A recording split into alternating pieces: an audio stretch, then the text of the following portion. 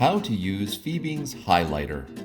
This is a demonstration for the proper application of Fiebing's highlighter stain, which is a water-based stain used on vegetable tanned leather only.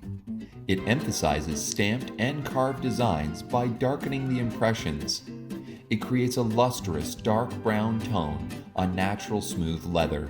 For this demo, we used a clean, dry, carved piece of natural leather. To apply the stain, use a slightly damp sponge. Do not put the stain directly from the bottle onto the leather. Apply the highlighter in a circular and back and forth motion over the entire piece quickly, rubbing the stain into all the edges, cuts, and grooves until there is an even coat over the leather. Keep applying more highlighter to ensure a deep, even coat. Then use a new, clean, slightly damp sponge to rub off any excess stain, leaving a desired amount of finish in cuts for contrast. Drying time depends on your unique environment.